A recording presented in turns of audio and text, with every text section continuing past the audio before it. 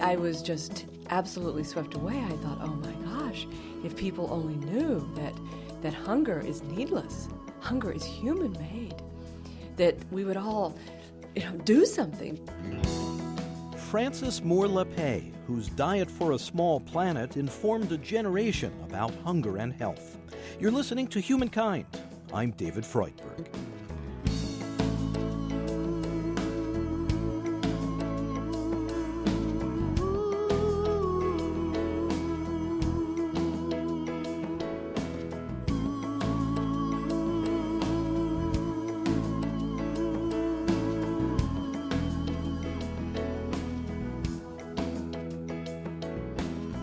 More than 30 years after publication of her best-selling book, Diet for a Small Planet, Frances Moore Lappe is still committed to helping us understand hidden connections between the foods we choose to eat, the earth on which they're grown, and the fact that today more than 800 million people go hungry in our world.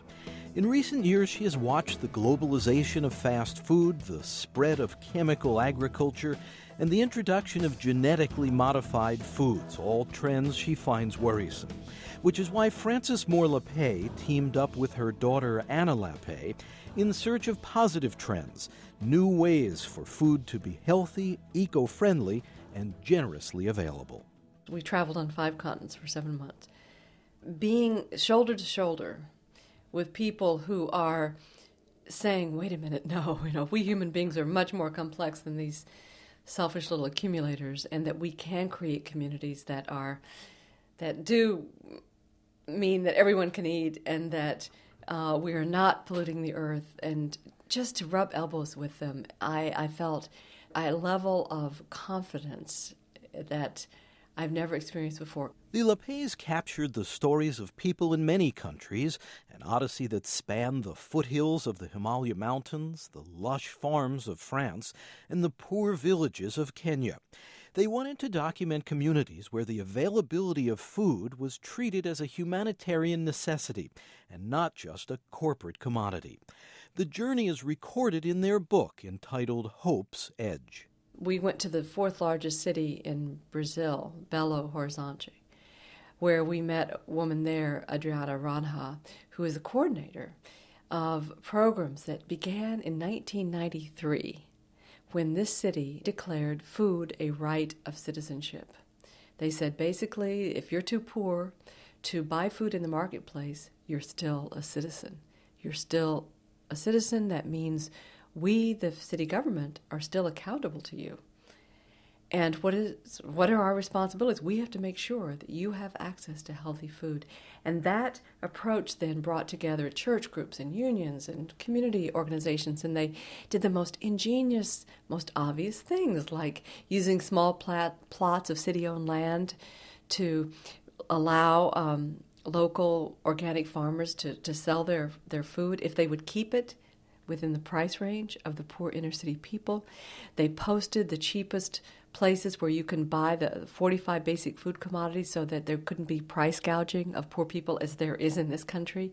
They created school gardens throughout the city. They took the 13 cents for school lunches for each child in their city, and they, instead of buying corporate processed foods, they bought local organic food. They hooked up hospitals and other institutions with local farmers. They started seeing what had been thrown out as waste, eggshells and manioc leaves, very nutritious. They purified and ground them into a additive for flour that it's in used with school children, and they already see the nutritional benefits. So we were very excited to be in Belo Horizonte and to meet with Adriana Ranha. And this is a young woman who, at the end of our stay there, I said to her, Adriana, do you know how out of step you are with the rest of the world? Because you're saying that actually that the city government can work with the economic forces and with the citizens and actually play a constructive role. And she went on and on and on, and I couldn't understand a word. But she started to tear up. And I had our interpreter interrupt her. At that point, I was so curious, and I said, what made her cry? And what brought tears to her eyes when she said to me, answering my first question, she said, yes, I knew how out of step we were. I knew how much hunger there was in the world. What I did not understand is how easy it is to end it. And I will never forget that moment, because I thought that what Adriana was saying to us is that it is easy to end hunger if we can break free of these rigid ideas we have about ourselves and our place in community, and realize that it's just a matter of using our common sense, creating with the abundant resources that we have, and having a higher estimation of ourselves than simply these selfish little materialists.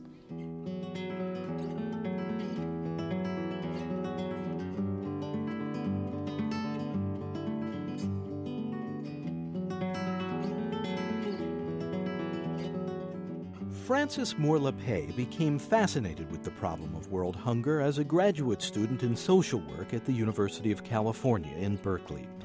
Even though a popular view held that the Earth's exploding population would inevitably lead to mass starvation, Frances Lappe was unconvinced. Well, I was a young person. I was 26 years old at the time, trying to figure the world out. I think that those of us who were coming to adulthood at that time were very aware that we were living in a world where things were quite frightening. We were told that there was not enough food in the world to feed us all. We were told that humanity had simply outstripped the Earth's capacity to feed us. And as a young person, I wanted to know, is that true? Is this really the cause of the suffering that is obviously all around me? And so I set out in my own, what I call my following my nose research approach, to answer that question, and learned that, in fact, there was more than enough food in the world to make us all chubby. That was the wake-up call for me. So I thought if we just knew that it's avoidable, that we would mobilize to change. And so that was the beginning that led me to write Diet for a Small Planet, first as a one-page handout that I was going to post around Berkeley, California, which then became a book in 1971, Diet for a Small Planet. And I think the biggest impact on me was the realization that I was not alone. The response to that book meant that many, many more people were searching for solutions and wanted to be part of a very personal solution, in the sense that the idea that our personal choices have global impacts. I think that was what was so compelling, and still is, to me and to the readers of my books. Gloria. Grocery stores like this one are where many of us select from among the staggering variety of foods available. Diet for a Small Planet introduced readers to new ideas about the food choices we make. It wasn't a dieting fad. It was a whole new way of seeing the implications of what we eat, for the environment, for the global food supply, and for personal health. I remember pretty vividly that starting in the early 1970s, it had become a kind of underground classic, and then eventually it became a above-ground classic. Explain how that happened and what you heard from people. Well, it's never been on a bestseller list. It sold between 3 and 4 million copies. But how does a book sell millions of copies and not be on the bestseller list? It's interesting. I don't know that I know the answer to that. But in other words, it was never a big splash. It just was word of mouth over all these years. The time that it came out, the birth of the ecology movement, and people searching for personal answers, I think that, which is still, of course, true today. So as I understand it, that it's continued to go sort of mother to daughter, father to son. I mean, I hear a lot of stories about people saying, oh, my mother gave me your book, or that it was part of our family. And so it's really interesting. I feel like it was born during a time when my generation was searching so ardently. And so that little book has a special place in people's hearts in a way, because it reminds them of an era that they never want to lose, when they were asking the biggest questions.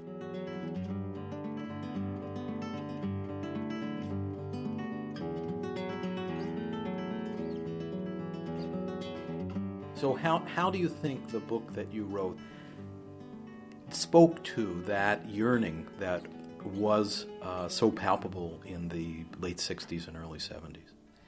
Well, I think two things. One, that it really does help you understand how, quote unquote, the system, how the economic givens take this tremendous abundance that we have in this world and reduce it to scarcity, so that you don't, when you're sitting there with the steak on your plate, you don't see this invisible waste that 16 pounds of grain and soy have gone in to create that. You don't see the 2,000 to 10,000 gallons of water that have been used to create that steak. And so I think part of it was just people thinking, oh my God, this is insane. And I had no idea this was happening. And to help people see how that happens, because of the economic givens that exclude more and more people from having the economic wherewithal to make their demand in the marketplace. So we have this illusion of cheap grain. We have now mountains of cheap grain, even in a country like India, which has more hungry people than any other country in the world, and yet it has surplus grain. And so what do you do with that surplus? Well, if it's cheap enough, it makes economic sense to feed it to livestock. As I say, 16 pounds of grain and soy going in to produce 1 pound of steak in our country. So I think the book just alarmed people who said, I had no idea. And then to say, okay, I can choose a diet that is plant-centered, that doesn't involve this kind of waste and destruction of resources, so that my vote with my body, if you will, or with my dollar, and then with what I put into my mouth, can have ripple effects. And it's also a sensitizer. I think people realize that, well, let me say another piece of that, is that I think that one of the pieces that so appeals to me and to my readers is the idea that what is best for our bodies individually is also best for the earth. That convergence of interest, that happy coincidence that a plant-centered diet, a whole foods diet that's locally grown, places the lightest burden on the planet, and it's also what our bodies thrive on. And certainly mine, I was a compulsive eater until I moved to this diet. And in 30-something years now, I never weigh myself. I never have to deny myself anything because my body is aligned with what it needs.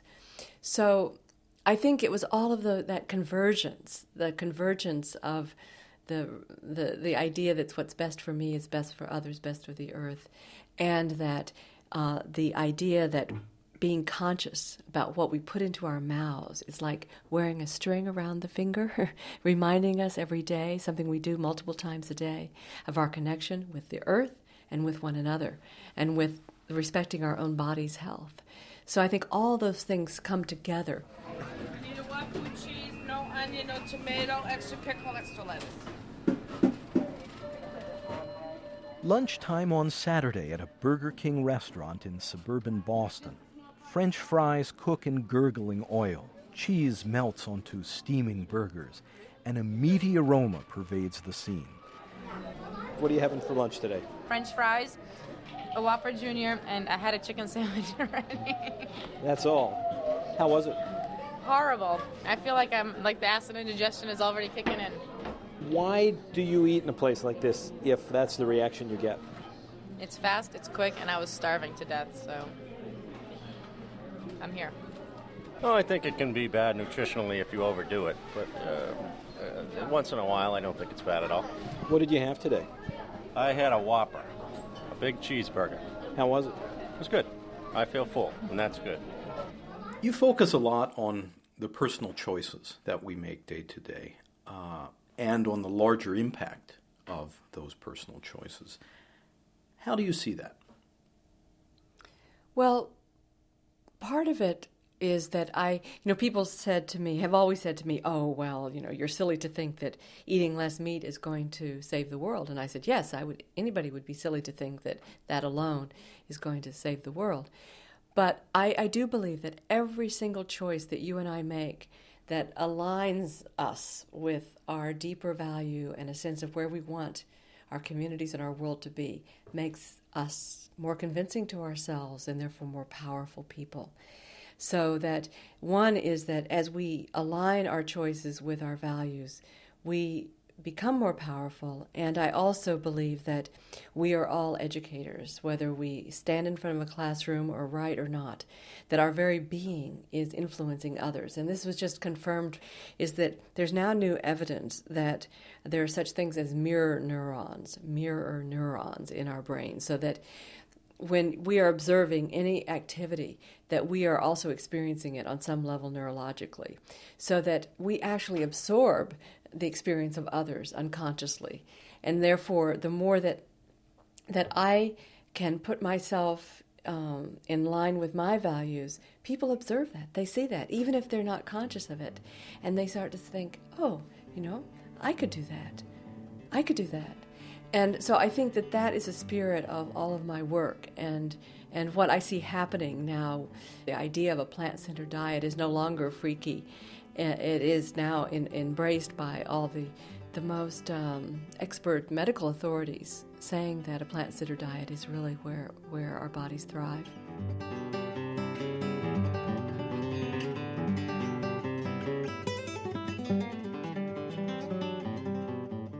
I'd like to hear more about how our personal choices can have a large impact. This seems to me really an enormous observation.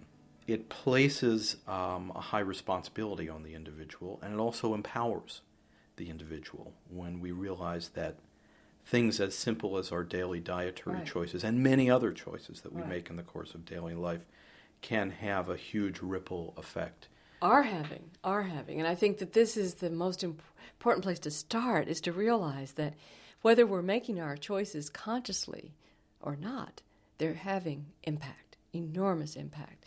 That the world that we're creating moment to moment is only a reflection of our individual choices in one sense, that, the degradation of our soil, our water, now that we have a dead zone in the Mississippi the size of the state of Massachusetts, is a result of agricultural runoff from this overproduction that is chemically based and extractive type of agriculture, or whether we look at the public health problems today from diet, the heavily meat-centered, processed, highly sugared, fatty diet is now responsible for more deaths and disease than smoking in our country. So I just want to start my answer by saying that unconscious choices also have impact. It's not just that we start having impact when we take responsibility and consciously choose.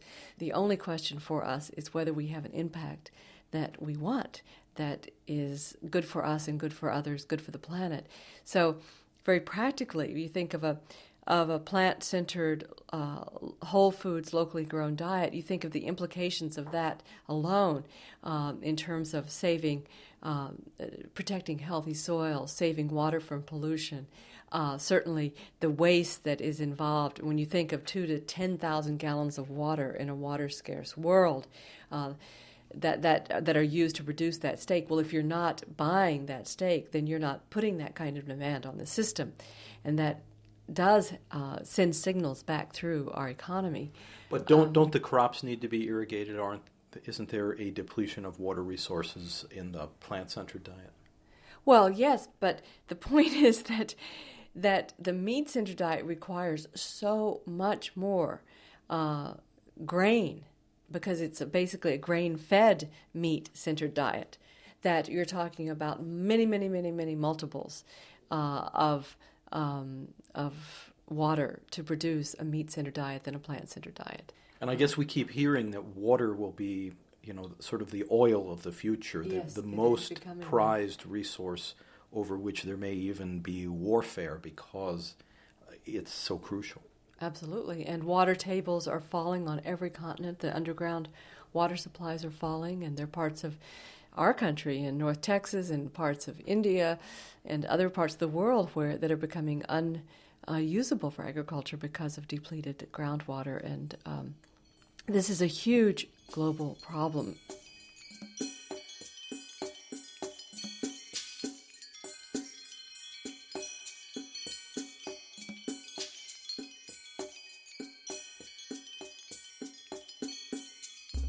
On her far-reaching travels for the book Hope's Edge, Frances Moore Lappe spent much of her time in the Third World, to observe how environmental and food distribution patterns affect the poorest people.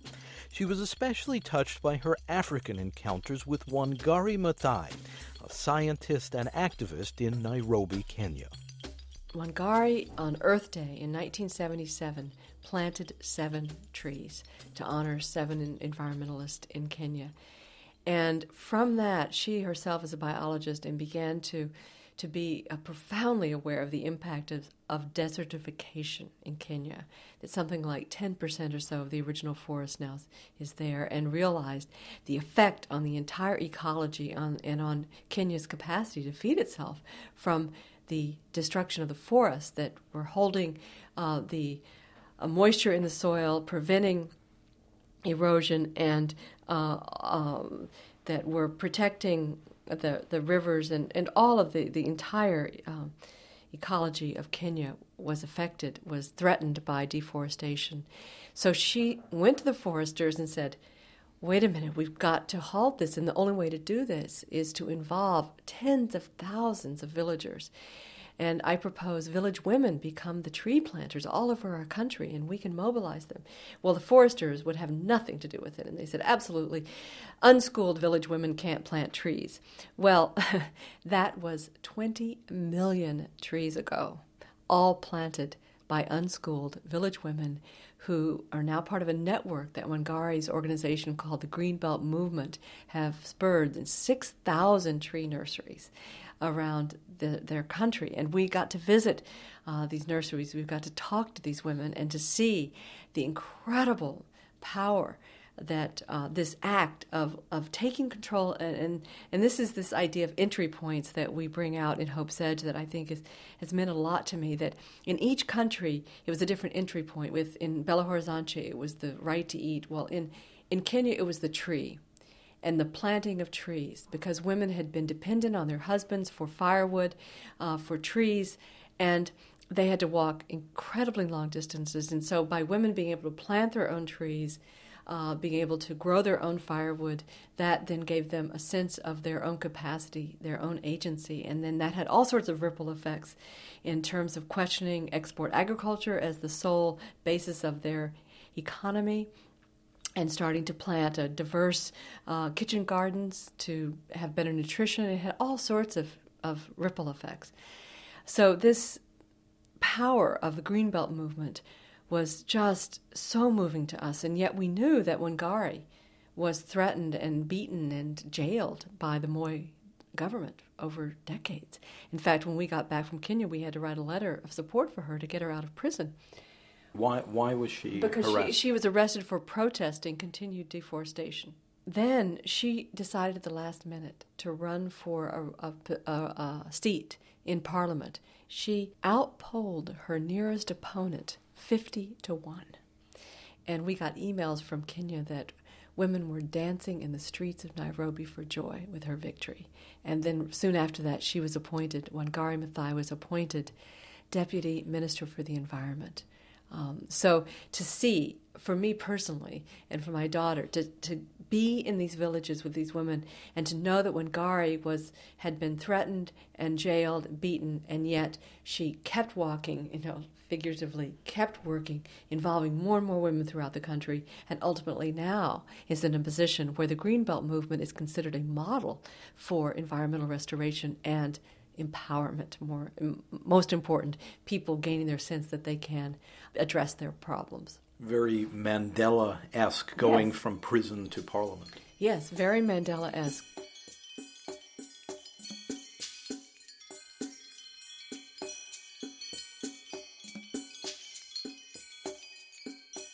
And how about ordinary Americans? What are some entry points that would be accessible to us? Well, every time we spend anything, we can really vote with our dollars in a whole new way. We can choose, for example, fair trade coffee. There are now fair trade chocolate.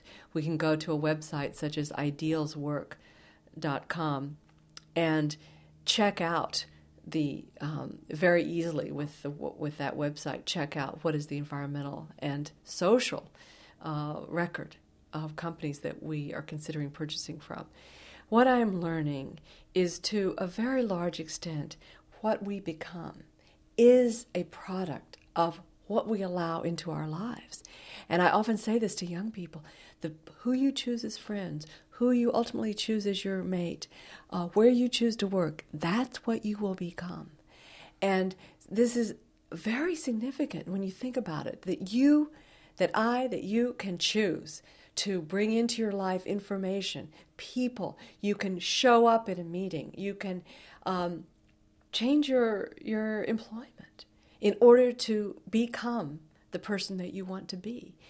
As you associate with people who will reinforce that, see if you can find someone who shares your passion for the questions that are most on your heart right now. And I think this buddy system there's really something to this. And it might just be one other person, or it might just be seeing if you can have a little monthly group or weekly group. Maybe it's just a couple of people to be exploring something together that will bring more meaning and satisfaction in your life, where you feel that you are understanding a pattern that is causing this tremendous suffering in our world, and where your particular excitement could rise in finding your own entry point. But I just want to underscore that I think that whoever you are listening, that there is someone in your circles who you could probably approach to just begin to talk and to really keep you moving forward and believing that you do have something to give that will enrich your life. Frances Moore Lappe, author with her daughter Anna Lappe of Hope's Edge, the next diet for a small planet.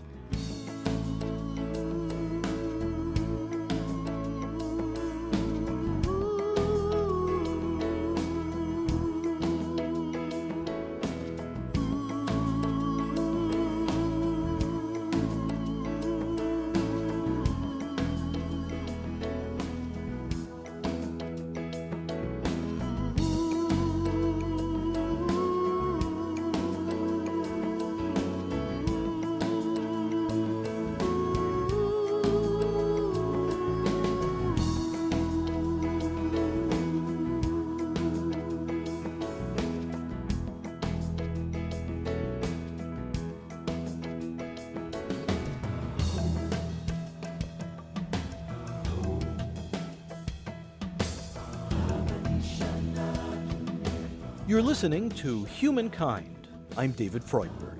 Studio recording by Steve Colby. Editorial assistance from Thomas Royal. Our program is presented by Human Media in association with The Network Incorporated. Program development and support provided by Chart Media.